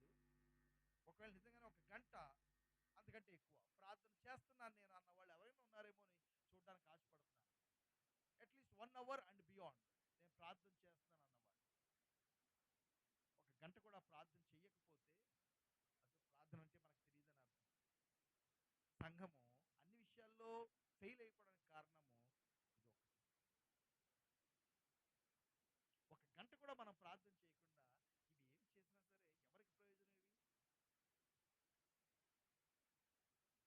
ఒక గంట మోకాళ్ళ మీద, అది మళ్ళీ అందులో పాటలు పాడడం, అందులో బైబిల్ చదవడం, మళ్ళీ వాక్యం, ఫోన్లో వాక్యం పెట్టుకోవడం, అది ప్రార్థన అవుతుంది. ప్రార్థన మాత్రమే ఒక గంట బ్రేక్ లేకుండా చేయగలగాల. బ్రేక్ లేకుండా అది వ్యక్తిగత ప్రార్థన అయి ఉండాలి, రహస్య ప్రార్థన అయి ఉండాలి. ముగ్గురు నలుగురితో కలిపి గంట ఈజీగా అయిపోద్ది టైం. దేవుడు ఇక్కడున్న మనలందరినీ కూడా నీతిమంతులుగా పరిపూర్ణంగాను భక్తిపరులంగా పరిపూర్ణంగాను మనలో ప్రభు ఆ ఫార్మేషన్ తీసుకుని వచ్చును గాక. Praise the Lord. అమ్మ వింటున్నారా? నీతిమంతులమేనా? దేవునికి స్తోత్రము. లేకపోతే ఆ విషయానికి నేను మరలా వస్తాను, ఎందుకంటే అది అత్యంత ప్రాముఖ్యమైన విషయం. ప్రారంభం, అది మౌలికం. అది రెండోది, భక్తిపరులుగా ప్రభు మనల్ని ముద్రించాలని ఇష్టపడుతున్నారు. మూడో విషయం చూద్దాము. ఇశ్రాయేలు యొక్క ఆదరణ కొరకు కనిపెట్టువాడు. మూడో క్వాలిటీ. మొదటి క్వాలిటీ చెప్పండి అమ్మ అందరూ. నీతిమంతుడు. రెండో క్వాలిటీ చెప్పండి. మూడోది ఏంటి? ఇప్పుడు మనకు తెలుసా ఈ విషయము? చాలామంది హోలీ ల్యాండ్ టూర్స్ వెళ్తున్నారు. మీరు కూడా కొంతమంది ఎవరన్నా వెళ్ళారేమో. వెళ్ళాలని అనుకుంటున్న వాళ్ళు మారు మనసు పొందండి, అక్కర్లే, నేను చెప్తున్నా. మీ దగ్గర ఉన్న డబ్బులన్నీ కూడా ఓ పెన్షన్ డబ్బులో, లేకపోతే ఆ డబ్బులో, ఈ డబ్బులో, లేకపోతే రిటైర్ అయిన వచ్చిన డబ్బులో అన్నీ కూడా మీరు మీ కుటుంబాలకి, ప్రభు యొక్క సంఘానికి, నిజమైన పరిచర్యకి, సువార్తకి మీరు ఖర్చు పెట్టకుండా సాతాను యొక్క కుతంత్రం ఇది. హోలీ ల్యాండ్ పేరుతో డబ్బులన్నీ అయిపోయినాయి. వచ్చిన తర్వాత మళ్ళీ ఒకళ్ళ మొహాలు ఒకళ్ళు చూసుకోవడమే. అటువంటి పరిస్థితిలో మీరు పడొద్దు. హోలీ ల్యాండ్ అనేది, ఒక పండగ దినం అనేది, ఒక సరదా అనేది, ఇవన్నీ కూడా మతం యొక్క ఛాయలు, మతం యొక్క వాసనలు, మతంలో ఉన్న వాళ్ళకు ఉంటాయి. మరి క్రైస్తవ్యం మతమేనా? క్రైస్తవ్యానికి తీర్థయాత్రా స్థలాలు, పుణ్యక్షేత్రాలు ఉంటాయా? హోలీ ల్యాండ్ అంటే అదే. భూమిలో ఏమి హోలీ? భూమి అంతా కూడా పత్రం అయిపోయింది. ప్రభువు మరణించి తిరిగి లేచిన సమాధి అక్కడ ఉందట. అప్పుడు వెళ్ళి అక్కడ అందులో బుర్ర పెట్టి చూస్తేనే తప్ప ప్రభు తిరిగి లేచడం మన వాళ్ళకి అర్థం కావట్లేదా? నో. ప్రభు అన్నారు, చూసి నమ్మిన వారికంటే చూడక నమ్మిన వారే ధన్యులు. అక్కడికి వెళ్ళి ప్రభు ఎక్కడ నడిచాడా? ప్రభు అక్కడ నడిచాడని నీకు బైబిల్ చదువుతుంటే తెలియట్లేదా? ప్రభు ఇక్కడే పుట్టాడు, ప్రభు ఇక్కడే నడిచాడు, ప్రభు ఇక్కడే కూర్చున్నాడు. ఈ 2000 సంవత్సరాల్లో ఎంతమంది నడిచారో, ఎంతమంది కూర్చున్నారో అక్కడ. అది ప్రభు ఎప్పుడు కూడా కోరుకోలేదు. జాగ్రత్త సుమా, అది విగ్రహారాధన, అది వ్యర్థము. దేవుడు మన యొక్క సంఘములో, లేకపోతే మన విశ్వాసంలో ఉన్న ధనాన్ని, ఆరోగ్యాన్ని, సమయాన్ని కూడా వ్యర్థమైన వాటికి ఖర్చు పెట్టేసేలా చేసి, ఆయన ఇచ్చిన ప్రథమమైన ఆజ్ఞ, అత్యంత ప్రధానమైన ఆజ్ఞ, సర్వలోకానికి వెళ్ళి సర్వ సృష్టికి సువార్త ప్రకటించండి. దాన్ని మనం పట్టించుకోవట్లే. ఎవరు ఇజ్రాయేల్ అంటే మనమే. దేవుని యొక్క సంఘమే ఇజ్రాయేలు. మనమే ఎన్నుకోబడిన వంశము, ఎన్నుకోబడిన ప్రజలము, దేవుని యొక్క యాజకులము. మనల్ని ఆయన తన కుమారుడైన యేసుక్రీస్తు రక్తం ద్వారా కొనుక్కున్నాడు. దేవునికి స్తోత్రం. హల్లెలూయా. ఇజ్రాయేల్ క్షేమం కొరకు ప్రార్థన చేయమన్నారు కదా. ఆ దేశంలో, ఆ ఇజ్రాయేల్ దేశం గురించి ప్రార్థన చేద్దాం, యెరూషలేము గురించి ప్రార్థన చేద్దాము. దానికంటే ప్రాముఖ్యమైనది దేవుని యొక్క సంఘము. Praise the Lord. Hallelujah, hallelujah. We are the new Israel, we are the new Jerusalem. Bible తెలిసిన వాళ్ళకి కొంతమందికి తెలుసు, ఈ యొక్క రాబోయే రోజుల్లో ప్రభు రాబోతున్నాడు. హల్లెలూయా. ఎంతమందికి తెలుసమ్మా? తెలుసు. ఎంతమంది తెలుసు? చేతులెత్తండి. ప్రభు రాబోతున్నాడని. ప్రభు ఎప్పుడు వచ్చుగాక? ప్రభు ఎప్పుడు వస్తాడు చెప్పాలా అమ్మా? ప్రభు ఎప్పుడు వస్తాడు చెప్పట్లేదు, చూడండి. తెలుసా మీకు? పోనీ నేను చెప్పనా? ఇప్పుడు ఎప్పుడైనా రావచ్చు. దేవునికి స్తోత్రం. హల్లెలూయా. అందరూ ఆమేన్ చెప్పండి. చూడండి, అప్పుడే అయిపోయింది, సగం వోల్టేజ్ డౌన్ అయిపోయింది. ఇప్పుడు ఎప్పుడైనా రావచ్చు. ఈ మీటింగ్ అవ్వకుండానే ప్రభు వస్తే బాగుండని అనుకుంటున్నాను నేను. దేవునికి స్తోత్రము. బెనిడిక్షన్ ఇవ్వకుండానే, భోజనాలకు వెళ్లకుండానే, తినేవాళ్ళు తింటారు భోజనం. మనము మహిమదేహాలు ఇవ్వబడి, మనము ఆయన యొక్క సంఘముగా ఎత్తబడిపోతే భోజనాలు ఎవరికి కావాలి? దేవునికి స్తోత్రం. హల్లెలూయా. ప్రభు ఇప్పుడు ఎప్పుడైనా రావచ్చు. ఆయన ఈ విషయం సంఘము తెలుసుకోవాలి. ప్రభు ఇప్పుడే ఆ మధ్యాకాశంలోకి వస్తే ఆ యొక్క ఆకాశము అలాగ బళ్ళును తెల్లారినట్టుగా ఒక గొప్ప మేఘము మనకి ప్రత్యక్షం అవుతుంది. అలాగే అక్కడి నుంచి ఒక గొప్ప బూరధ్వని, ఒక ఆర్తనాదము, దేవుని యొక్క దూత యొక్క పిలుపు, ఆ కేక మనం వింటాము. మనకంటే ముందు మృతులైన వారు ప్రభువుని కలుసుకోవడానికి మధ్యాకాశంలోకి వెళ్తారు. ఎవరైతే నేను ముందు చెప్పినట్టుగా నీతిమంతులైన వారు, యేసుక్రీస్తు రక్తంతో కడగబడిన వారు ఉన్నారో అందరూ కాదు, సంఘాలకు వెళ్ళే వాళ్ళు అందరూ కూడా కాదు, సర్టిఫికెట్లో క్రిస్టియన్ ఉన్న వాళ్ళు అందరూ కాదు, క్రైస్తవ పేర్లు ఉన్న వాళ్ళు కాదు, మేము తీసుకున్నామంటే మేము కూడా తీసుకున్నాం అన్న వాళ్ళు, నో నో నో. ఎవరైతే పాపం విషయమై ప్రభు దగ్గర సమాధాన పడ్డారో, ఆ ప్రభు యొక్క రక్తము తమ హృదయాలతో కడుక్కున్నారో వారు మాత్రమే ఆ యొక్క సంఘంగా ఎత్తబడతారు. దేవునికి స్తోత్రం. హల్లెలూయా. ప్రభునందు నిద్రించిన వారు ఆ తర్వాత సజీవులుగా ఉన్న సంఘము పరలోకానికి ఎత్తబడతారు. 7 సంవత్సరాలు అక్కడ పరలోకంలో మనం ఉంటాం. దేవునికి స్తోత్రం. హల్లెలూయా. సంఘం అంటే చిన్న విషయం కాదు. ఆ 7 సంవత్సరాలు భూమి మీద చాలా అల్లకొల్లోలం ఉంటుందమ్మా, చాలా అల్లకొల్లోలం ఉంటుంది.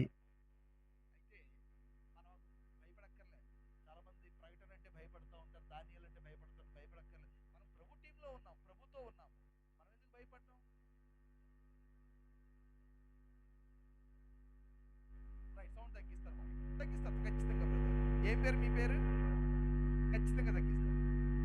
తగ్గిస్తాను. ఏం పేరు మీ పేరు? Very good. సౌండ్ మీ ఖచ్చితంగా తగ్గిస్తాను. Thank you. God bless you. Right brother. Thank you. God bless you. Yes yes. చూడండి. Okay okay. Right brother. Right brother. Thank you. అవును correct. Thank you. Right right right. Okay okay చెప్పారుగా. Thank you. కొంచెం తగ్గించండి. కొంచెం తగ్గించవచ్చు. వెనకాల ఉన్న వాళ్ళు నాకు చెప్పండి బ్రదర్స్. మీకు మీ వరకు వినపడుతుందా? నిలబడుతుందా brother? Right. Is that fine? Praise Lord. ఏం ప్రాబ్లం లేదు, ఇబ్బంది లేదు. కాబట్టి ప్రభు ఆయన రాబోతున్నాడు అనే విషయాన్ని మనము ఎవరు కూడా భయపడవలసిన అవసరము లేదు. దేవునికి స్తోత్రం. హల్లెలూయా. ఒకసారి చెప్పండి కూడా ప్రభు కనపరచండి. దానికి మీరు డిస్ప్లేస్ అయిపోతామంటారు. రైట్. వినండి. ఈ యొక్క ప్రభు యొక్క రాకడ సంఘం ఎత్తబడిపోయిన 7 సంవత్సరాలు భూమి మీద అల్లకలో ఉన్నప్పటికీ కూడా తర్వాత ఒక చాలా ఇంపార్టెంట్ ఈవెంట్ జరగబోతుంది. క్రైస్తవులైన వాళ్ళు, దేవుని బిడ్డలు, మేము రక్షణ పొందుకున్నాం, మేము సంఘం అన్న వాళ్ళు వినాలి. 7 సంవత్సరాలు చాలా పెద్ద పీరియడ్ ఏం కాదు. 7 సంవత్సరాల్లో ఎత్తబడిన సంఘము మరల భూమి మీదకి మహిమ దేహాలతో పరిపాలన చేయడానికి రాబోతున్నాం. హల్లెలూయా. హల్లెలూయా. చప్పట్లు కొట్టి ఇప్పుడు ప్రభు కనపరచండి. ఎవరైతే నిజమైన క్రైస్తవులు ఉన్నారో, ఎవరైతే దేవుని బిడ్డలు ఉన్నారో, 7 సంవత్సరాల్లో ఒకవేళ ప్రభు ఇప్పుడే వస్తే ఎత్తబడి 7 సంవత్సరాల్లో మహిమ దేవదూతల పోలికలో ఈ యొక్క లిమిటేషన్స్ ఏమీ కూడా లేకుండా, రక్త మాంసాల యొక్క లిమిటేషన్ లేకుండా, నేను కొంచెం పొట్ట పెరిగిన తర్వాత ఎగరలా పోతుంది. దేవునికి స్తోత్రం. ఈ గోడ వెనకంతా ఏముందో నాకు తెలియదు, ఈ కట్టిన వెనకంతా ఎవరున్నారో నాకు తెలియదు. కానీ 7 సంవత్సరాల్లో రక్షణ పొందిన నేను, రక్షణ పొందిన మీరు ప్రభు యొక్క రాకడలో ఎత్తబడిన తర్వాత 7 సంవత్సరాలు ఏం చేయబోతున్నాం? మహిమ దేహాలతో భూమికి రాబోతున్నాము. ఈ భూమి అంతా కూడా 1000 ఏళ్ల పాటు ప్రభు అయిన యేసుక్రీస్తు ఆయన పరిపాలన చేస్తారు. హల్లెలూయా. హల్లెలూయా రాలేదు. 1000 సంవత్సరాల పాటు మన ప్రభు భూమి మీద పరిపాలన చేస్తారు. ఎలక్షన్ ఉండవు ఏ దేశంలో కూడా. భూమి మీద అంతా కూడా ఒకే రాజు, ఒకే సింహాసనము. యెరూషలేములో ప్రభు సింహాసనం వేసుకుని ఆయన ఆరాధన చేస్తారు. ఎవ్వరూ కూడా ఆయన సింహాసనం మీద నుంచి ఆయన తప్పించలేరు. Praise the lord. వాక్యంలో ప్రభు రావడం అనేది ఎంత నిజమో, ఆయన రావడం ఎంత నిజమో, ఆయన గురించి ప్రవచనాలు ఎంత నిజమో, ఆయన స్వస్థపరిచాడు, బాగుపరిచాడు అన్నది ఎంత నిజమో, ఎలాగ ఆయన మరణించి తిరిగి లేచాడు అన్నది నిజమో, ఆయన త్వరలో రాబోతున్నాడు అన్నది అంతే నిజమో, అలాగే 1000 ఏళ్ల పాటు ఆయన పరిపాలన చేయడానికి ఈ భూమి మీద ఆయన కాలు మళ్ళీ అడుగు పెట్టబోతున్నాడు అన్నది అంతే నిజం. దేవునికి స్తోత్రం. హల్లెలూయా. కాబట్టి క్రైస్తవులు అంటే ఫలానా కులం వాళ్ళ, ఈ మైనారిటీ వాళ్ళ, అల్పసంఖ్యాకుల, చిన్నోళ్ళ, ఫలానా పేటోళ్ళ, ఏమి ప్రజలు మాట్లాడుకున్నా సరే వర్రీ అవ్వద్దు. ఒకే ఒక మాట, 7 సంవత్సరాల లోకంలో ఏం పెద్ద మార్పులు వచ్చాయి. 7 సంవత్సరాల్లో ఇప్పుడు ప్రభు వస్తే 7 సంవత్సరాల్లో మనం పరిపాలన చేయడానికి రాబోతున్నాం. హల్లెలూయా. ఎక్కడ ఎక్కడ మొత్తం భూమి మీద అంతా కూడా ఒకే ఎజెండా, ఒకే రాష్ట్రము, ఒకే రాజ్యము, ఒకే రాజ్యాంగము, ఒకే సింహాసనము, ఒకే రాజు, ఒకే పరిపాలన. Praise the Lord. హల్లెలూయా.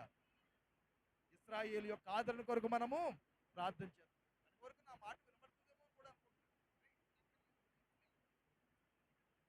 పెట్టాలా? Praise the Lord. Hallelujah. Right. ఈ ఇశ్రాయేలు యొక్క ఆదరణ కొరకు ప్రభువా నువ్వు వాగ్దానం చేసావు కదా, నువ్వు ఒక కొత్త నిబంధన తీసుకొస్తా అన్నావు కదా, కొత్త నిబంధన మనుషుల హృదయంలో ఉంచుతా అన్నావు కదా, క్రీస్తును వాగ్దానం చేసావు.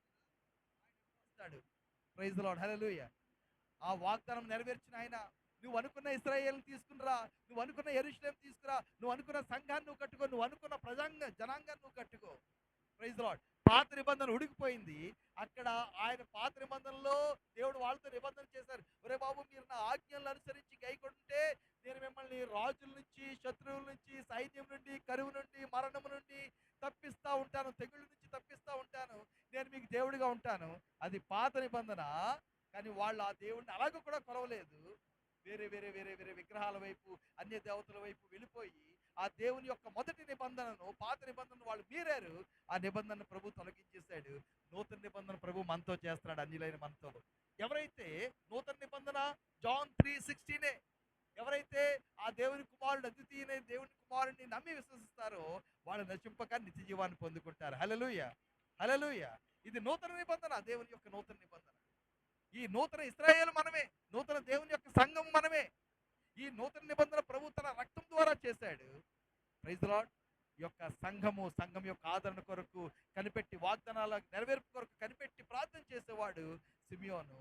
నీతిమంతులుగా మనం ఉండాలి, భక్తిపరులంగా మనం ఉండాలి. దేవుని యొక్క సంఘం విషయంలో దేవుడు చేసిన వాగ్దానం నెరవేర్పు కొరకు కనిపెట్టే వారంగా, ప్రార్థన చేసే వారంగా మనం ఉండాలి. దేవునికి స్తోత్రం. ప్రపంచవ్యాప్త మిషన్స్ కొరకు ప్రార్థన చేయండి. పర్సిక్యూటెడ్ చర్చ్, ఎక్కడెక్కడైతే సంఘము హింసల పాలవుతుందో, చిత్రహింసల పాలవుతుందో, చాలా చోట్ల సేవకులు బందీలుగా ఉన్నారు చెరలో. ఏమి లేదు, ఒక 40 బైబిల్లో 10 బైబిల్లో ఇంట్లో ఉన్నాయి. పాస్టర్ గారికి ఉత్తరప్రదేశ్ విషయం చెప్తున్నా. మీరు ఇంట్లో నలుగురే ఉన్నారు, 40 బైబిల్స్ ఎందుకు ఉన్నాయి? ఎవరికో ఇచ్చేసి మత మార్పిడి చేయడానికే తెచ్చావు జైలు సంవత్సరం, ఇంకా బయటికి రాలేదు. కుటుంబం ఏమైపోలే, పిల్లలు ఏమైపోలే, చిన్న చిన్న పిల్లలు చాలా మంది సేవకులకి. వారు అమ్మ నాన్నేరి ఏం చేశారు నాన్న అంటే వాళ్ళు ఏం చెప్తారు? చాలా చర్చెస్ మూసివేస్తారు, చాలా చర్చెస్ కూల్చివేస్తారు, చాలా చర్చెస్ కాల్చివేస్తారు. మనుషులు ఎవ్వరూ మనకు శత్రువులు కాదు. ఇవేవి కూడా మనకు రాజకీయ సంబంధమైన మాటలు కాదు. ఈ లోకం అలాగనే ఉంటుంది. మనం భారతదేశ రక్షణ కొరకు ప్రార్థన చేయాలి, సేవకుల యొక్క కాపుదల కొరకు ప్రార్థన చేయాలి. అటువంటి చోట్ల ఛత్తీస్గఢ్లో నా దగ్గర ఎన్ని వ్యక్తిగతంగా విషయాలు ఉన్నాయనంటే, మణిపూర్లో జరిగిన దానికంటే చాలా దురాఘాతాలు ఛత్తీస్గఢ్లోని ఆదివాసీ స్త్రీలతో, అమ్మాయిలతో జరిగినాయి. మణిపూర్లో జరిగిన దానికంటే చాలా దారుణమైన విషయాలు 2025లో 2024లో ఛత్తీస్గఢ్లో ఆదివాసీ క్రైస్తవ స్త్రీలు అంత భయంకరమైన శ్రమల గుండా వెళ్ళారు. బయటికి రాలేదు. మనం ఎవరైనా ధైర్యం చేసి వెళ్ళగలిగితే, భయంకరమైన పరిస్థితులు ఛత్తీస్గఢ్లో ఉన్నాయి, మనం ఎవరైనా ధైర్యం చేసి వెళ్ళగలిగితే అక్కడ వాళ్ళు చెప్తారు వాళ్ళతో ఎంత భయంకరమైన కార్యాలు జరిగాయి. సంఘము కొరకు, సంఘము యొక్క ఆదరణ కొరకు, దేవుని ప్రజల యొక్క ఆదరణ కొరకు ప్రార్థన చేసేవాడు సిమియోన్. ఇక్కడ సిమియోన్లు కావాలి, వాళ్ళు క్వాలిఫై అవుతారు క్రిస్మస్ జరుపుకోవడానికి. మనం నీతిమంతులమేనా? మనం భక్తిపరులమేనా? మనము దేవుని యొక్క బిడ్డల యొక్క ఆదరణ కొరకు కనిపెట్టి ప్రార్థన చేసే వాళ్ళమేనా? 4వ విషయము ఆయన గురించి చెప్పబడింది ఏంటంటే పరిశుద్ధాత్మ. ఆ రోజుల్లో ఈ రోజుల్లో ఉన్న తేడా ఏంటంటే, పరిశుద్ధాత్మ అప్పుడు పాత నిబంధనలో ప్రభువు ఆయన మరణించి తిరిగి లేచే వరకు, పెంతెకోస్తు దినము పరిశుద్ధాత్మ కుమ్మరించబడే వరకు కూడా పరిశుద్ధాత్మ వారి మీదకి మాత్రమే వస్తూ ఉండేవాడు, బలం ఇస్తూ ఉండేవాడు, అభిషేకం ఇస్తూ ఉండేవాడు, ప్రవచనం ఇస్తూ ఉండేవాడు, అద్భుతం చేస్తూ ఉండేవాడు, ఆ తర్వాత వెళ్ళిపోతూ ఉండేవాడు. అయితే ఇప్పుడు నూతన నిబంధనలో పెంతెకోస్తు దినం నుంచి కూడా దేవుని వాగ్దానం ఏంటంటే, ఆయన మనలో నివసిస్తాడు, మనతో ఉంటాడు. Praise the Lord. మనకి లోపల నుండి ఆయన సర్వసత్యాన్ని నేర్పిస్తూ ఉంటాడు. మనల్ని పాపం విషయమే కానీ, తీర్పు విషయమే కానీ, రాబోతున్న విషయాల గురించి ఆయన మనకు నేర్పిస్తూ ఉంటాడు. పరిశుద్ధాత్మ దేవుడు మనకు ఆదరణకర్తగా ఇవ్వబడ్డాడు. దేవునికి స్తోత్రము. ప్రభువైన యేసుక్రీస్తు యొక్క పరిచర్య అంతట్లో కూడా పరిశుద్ధాత్మని యొక్క ముద్ర, ఆయన శక్తి, ఆయన నడిపింపు, ఆత్మ ద్వారా కొనుకోబడ్డాడని, పరిశుద్ధాత్మ ద్వారా నడిపింపబడ్డాడని, ఆత్మ ద్వారా బలపరచబడ్డాడని రాయబడి ఉంది. దేవునికి స్తోత్రం. ప్రభువు అపొస్తలులే పరిశుద్ధాత్మ యొక్క సహాయం కొరకు కనిపెట్టి ప్రార్థన చేసుకుంటే మనకు కూడా పరిశుద్ధాత్మ యొక్క సహాయము కావాలి. నీళ్ళ బాప్తిసం మనకు తెలుసు. యోహాన్ చాలా స్పష్టంగా చెప్తున్నాడు, నేను నీళ్ళతో మాత్రమే మీకు బాప్తిసం ఇస్తాను, అయితే నా వెనకాతలో వచ్చి ప్రభువైన యేసుక్రీస్తు ఆయన ఆత్మతోనూ అగ్నితోనూ కూడా బాప్తిసం ఇస్తాను. దేవునికి స్తోత్రం. హల్లెలూయా. నీళ్ళ బాప్తిసం మన అందరికీ కూడా తెలుసు. నేను ఈ విషయాలంతా ఒక డాక్టర్గా చెప్పట్లేదమ్మా, కనిపెట్టండి. ఆ అనుభవం లేదా ప్రార్థన చేసుకోండి. నీళ్ళ బాప్తిజం మనకు తెలుసు, ఆత్మ బాప్తిజం మనకు కావాలి. ప్రాబ్లం లేదు, తప్పులేదు. మీకు ఏమైనా డౌట్స్ ఉంటే నన్ను అడగొచ్చు. తర్వాత నెంబర్ బ్రదర్ ఇస్తారు, నేను మీకు అందుబాటులో ఉంటాను. యోహాన్ సువార్త కాపీస్ తీసుకొచ్చారు, దాని మీద కూడా నా నెంబర్ ఉంటుంది. మీకు పాస్టర్ గారు కూడా నేర్పించగలడానికి సమర్థులని నాకు తెలుసు. Praise the Lord. ప్రార్థన చేసుకుందాం. ఎవరిని కూడా మనం వ్యతిరేకంగా మాట్లాడక్కర్లేదు, ఎవరిని కూడా విమర్శించక్కర్లేదు. ప్రభువా నీ వాక్యంలో రాయబడి ఉంది కదా, ఈ అనుభవం నాకు కావాలి, పరిశుద్ధాత్మ అనుభవం నాకు కావాలి, నీ ఆత్మ ద్వారా నింపబడాలి, నీ ఆత్మ ద్వారా నింపబడి ఈ లోకంలో గొప్ప కార్యాలు, బలమైన కార్యాలు, అద్భుతాలు, సూచక్రియలు నేను చేయాలి. మార్కు సువార్త లాస్ట్‌లో రాయబడింది. వెనువెంటనే సువార్త ప్రకటన అయింది. వెనువెంటనే జరుగుతూ వస్తున్న అద్భుతాలు, సూచక్రియల ద్వారా దేవుడు ఆ సువార్త ప్రకటనను ఆయన ముద్రించాడాయన. దేవునికి స్తోత్రం. హల్లెలూయా! మన జీవితంలో కూడా మన బిడ్డలను ప్రభువు వాడుకోవడానికి ఇష్టపడుతున్నాడు. ఈ 4 క్వాలిటీస్ చాలా బ్రీఫ్‌గా మనం చూసాము. క్రిస్మస్ జరుపుకోవడానికి మనకి యోగ్యతలు నీతిమంతులమేనా? పాపము పరిహరించబడకుండా మనం ఎవ్వరము కూడా ఎంత ప్రార్థన చేసినా అది స్వనీతి, సొంత భక్తి అవుతుందే తప్ప మనం నీతిమంతులం అవ్వము. కాబట్టి మనమందరం కూడా దేవుని ద్వారా నీతిమంతులుగా పిలువబడాలని నా యొక్క కోరిక. దేవునికి స్తోత్రము. నీతిమంతులు ఒకసారి అయ్యామా? పూర్ణ మనస్సుతో, పూర్ణ బలంతో భక్తిని చేద్దాము. ప్రార్థనే గాని, బైబిల్ చదవడమే గాని, సంఘాన్ని బలపరచడమే గాని, సేవకు వెళ్ళడమే గాని, ఆరాధన విషయమే గాని, దేవునికి ఇవ్వడమే గాని, all that you can do for God you must do whole hearted with all of your strength. దేవునికి స్తోత్రం. భక్తి భక్తి భక్తి కలిగిన వాళ్ళగా మనం ఉండకపోతే క్రిస్మస్ జరుపుకుని ప్రయోజనం లేదు. దేవుని యొక్క సంఘం కొరకు, అందులోని పర్సిక్యూటెడ్ చర్చ్, చిత్రహింసలకు పాలవుతున్న సంఘం కొరకు ప్రార్థన చేద్దాం. ఛత్తీస్గఢ్ గురించి ప్రార్థన చేద్దాం. ఉత్తర భారతదేశం గురించి ప్రార్థన చేద్దాం. ఉత్తరప్రదేశ్ రాష్ట్రం గురించి ప్రార్థన చేద్దాం. ఆఫ్రికా దేశాలలో, ముస్లిం దేశాలలో జరుగుతున్న అనేక కార్యాల గురించి ప్రార్థన చేద్దాం. ప్రభువా, నీ బిడ్డలను ధైర్యపరచండి, ఆదరించండి. ప్రభువా, అక్కడ ఆయా ప్రాంతాల్లో కష్టాలు ఎక్కువగా ఉన్న ప్రాంతాల్లో సంఘాన్ని ప్రభువా మీరు బలపరచండి ఆయన. ఎక్కడైతే నీ యొక్క బిడ్డల యొక్క రక్తం ఒలికించబడుతుందో ప్రభువా, అక్కడ సంఘాలను లేపుకోనైనా, సేవకులు లేపుకోనైనా అని ప్రార్థన చేద్దాం. ఇశ్రాయేలు యొక్క ఆదరణ కొరకు కనిపెట్టి ప్రార్థన చేసే వాళ్ళంగా మనం ఉండాలి. సంఘం యొక్క బలోపేతం గురించి ప్రార్థన చేసే వాళ్ళంగా మనం ఉండాలి. 4వది పరిశుద్ధాత్మ పొందుకుందాము. పరిశుద్ధాత్మతో నింపబడదాము. ప్రభు పరిచర్య అంతా కూడా పరిశుద్ధాత్మే. అందరూ కళ్ళు మూసుకుని ఉండండి. చిన్న పిలుపు నేను ఇవ్వాలని ఆశపడుతున్నాను. ఇక్కడ ఇంకా ఎవరైనా ప్రారంభము తొలి అడిగే ఇంకా ఎవరు వేయలేదా? ప్రభుకు మీ జీవితాన్ని ఇంకా మీరు ఇవ్వాల్సిన అవసరం ఉందా?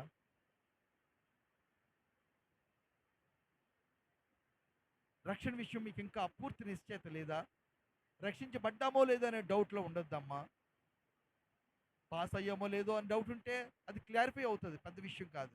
ఫలానా అనారోగ్యం ఉందా లేదా, డయాగ్నోసిస్ గ్రీక్ పదము. ఇది ఉందా లేదా తెలుస్తుంది, ఉందా లేదా. రెండు విషయాల పరిజ్ఞానం కూడా ఒక టెస్ట్తో తెలిసిపోతుంది. డయాగ్నోసిస్ చేస్తారు. ఇక్కడ ఆత్మ సంబంధమైన డయాగ్నోసిస్ జరగాలి. మీకు రక్షణ ఉందా లేదా, మీరు పరలోక రాజ్యానికి వెళ్తారా లేదా నరకానికి వెళ్ళిపోతున్నారా? ఒకే ఒక అవకాశము అది ప్రభువైన యేసుక్రీస్తే. ఒకే ఒక మార్గము ప్రభువైన యేసుక్రీస్తే. ఒకే ఒక పరిష్కారము ప్రభువైన యేసుక్రీస్తే. ఒకే ఒక సత్యము ప్రభువైన యేసుక్రీస్తే. ఆయన ఒక్కడే మానవులందరి పాపముల కొరకు సిలువ మీద మరణించి, మన స్థానంలో మనకు బదులుగా సిలువ మీద మరణించి, మన పాపపు క్రైధనాన్ని, ప్రాయశ్చిత్తాన్ని ఆయన చెల్లించి సజీవుడై 3వ దినాన తిరిగి లేచి మరలా రాబోతున్నవాడు. ప్రభువా, నా పాపాన్ని క్షమించని మనం ప్రార్థన చేస్తే ఆయన మన పాపాన్ని క్షమిస్తాడు. ప్రభువా, నన్ను కడుగు అని అంటే మన జీవితాన్ని ఒక నూతన ప్రారంభం ఆయన ఇవ్వడానికి సిద్ధపడుతున్నాడు. గతంలో చేసిన అనేక తప్పులు, పొరపాట్లు, పాపాలు నేను చేయకుండా ఉంటే బాగుండును, నా జీవితాన్ని మరలా నేను ప్రారంభించగలిగితే బాగుండును అని మీలో ఎవరైనా అనుకుంటున్నారా? దయచేసి ఏమీ సిగ్గుపడద్దు. మీ చేతులు పైకెత్తి ప్రభువు చూపించండి. అందరూ కళ్ళు మూసుకుని ఉండగా ప్రభు మీకు ఒక నూతన ప్రారంభాన్ని ఇస్తాడమ్మా. సిన్సియర్గా ప్రభు ఇవాళ నా జీవితాన్ని నీకు ఇస్తున్నాను నాయన. ఈ రోజమ్మా మీ జీవితంలో లిఖించబడుతుంది, ఈరోజు పరలోకంలో లిఖించబడుతుంది.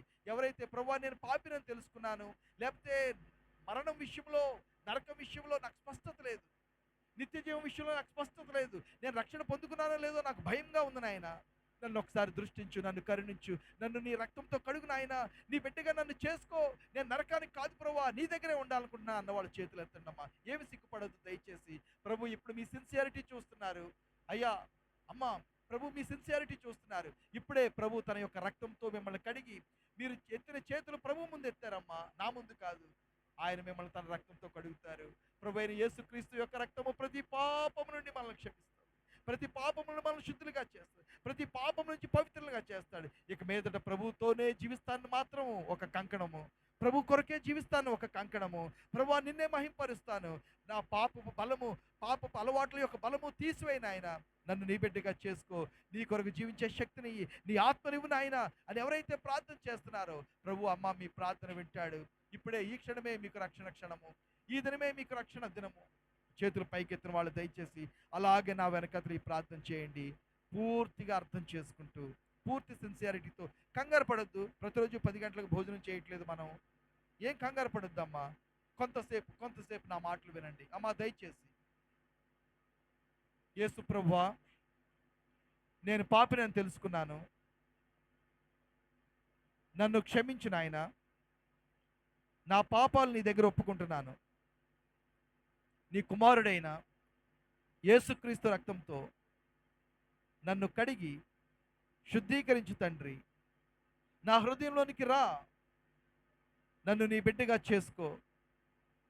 ఇక మీదట ఎప్పుడు పాపము జోలికి, లోకం జోలికి వెళ్లకుండా సహాయం చేయి. నీ కొరకు జీవించడానికి నీ పరిశుద్ధాత్మను నాకు అనుగ్రహించు. నన్ను రక్షించినందుకై యేసు నీకు వందనాలు. నా జీవితాన్ని నీకు అప్పగిస్తున్నాను. నా రాజు అని చెబుతూ ఉన్నాను. ప్రభువైన యేసుక్రీస్తు నామములో ప్రార్థన అడిగి వేడుకొనుచున్నాను తండ్రి. ఆమెన్. చేతులెత్తిన వారు అలాగే ఒక్క నిమిషం ఉండండి. నేను ప్రార్థన చేస్తాను. చిన్న ప్రార్థన చేసి నేను ముగిస్తాను. ఈ సమయం ఇచ్చిన దైవజనులు మీ అందరికీ కూడా చాలా జాగ్రత్తగా ఉన్నారు. చుట్టుపక్కల ఉన్న వాళ్ళు కొంత డిస్టర్బెన్స్ అయినా దయచేసి నన్ను క్షమించమని అడుగుతున్నాను. ప్రభు మిమ్మల్ని అందరినీ ఆశీర్వదించి నిత్యరాజ్యంలో ప్రభు మీకు స్థానం ఇచ్చును గాక. చేతులెత్తిన వాళ్ళ కొరకు చిన్న ప్రార్థన చేయాలని ఆశపడుతున్నాను. ప్రభా, ఇప్పుడే నిన్ను అంగీకరించిన బిడ్డలు, నీకు తమ జీవితాన్ని ఇచ్చిన బిడ్డలు, ప్రభా, పాపము వారి మీద ఏలుబడి చేయకుండా యేసుక్రీస్తు నామములో ప్రభా నీ విడుదల, నీ శక్తి, నీ బలము చెప్తున్నాము. ప్రభా, నీ వాక్యం ద్వారా బలపరచండి. నీ ఆత్మ ద్వారా బలపరచండి. గొప్ప విడుదల వీరి మీద మేము చెప్తున్నాం. పాపము, సాతాను, లోకము వీరిని అంటకుండా మీ కంచె వెయ్యండి నాయన. ప్రభా, మీ యొక్క అగ్ని బాప్తిస్మం మేము అడుగుతున్నాం. మీ ప్రభా పరిశుద్ధాత్మ యొక్క బాప్తిస్మం మేము అడుగుతున్నాము. ప్రభా, సంరక్షించండి, పోషించండి. నిత్యరాజ్యంలో ఈ బిడ్డలందరూ కూడా కనబడలాగున, వారి కుటుంబాలన్నీ కూడా రక్షణ పొందులాగున కృపను అనుగ్రహించండి. మరొకసారి మీకే వందనాలు. మా రక్షకుడైన యేసునామములో ప్రార్థన అడిగి వేడుకొనుచున్నాం తండ్రి. ఆమెన్. ఆమెన్. చాలా జాగ్రత్తగా ఈ మాటలను మీ అందరికీ కూడా ప్రభువైన యేసుక్రీస్తు నామములో వందనాలు, శుభములు. God bless you all.